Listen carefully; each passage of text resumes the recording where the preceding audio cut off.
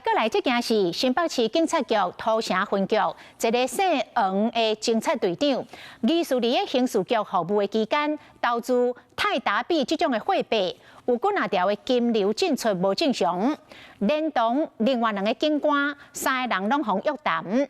检方讲，因3个人电子钱包出金的位置，真拄好，甲洗钱教父杜成文旗下公司有相关，涉嫌替这个集团来洗钱，金额是高达1000亿。啊，问过口供了后，3个人拢以50万来交保。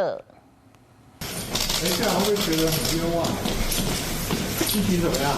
无啊，调工地倒头并这个就是新北市土城分局姓黄的侦查队长面露笑容，看起来真轻松。今日透早被移送北检，侦讯后50万块交保。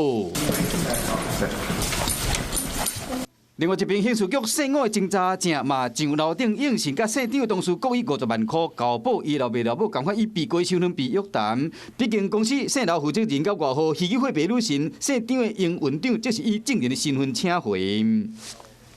依照检方调查，洗钱教父涂成文牵涉到800会馆的案件，涉阳盛集团合法暗号非法洗钱金流有2400几亿。姓的侦查队长甲县长姓吴的侦查正。电子钱袋啊，甲出金的位置金流无正常，被认为涉嫌替涂成文洗钱，违反洗钱防治法。许姓嫌犯因感情因素与女友发生争吵冲突，导致女友昏迷。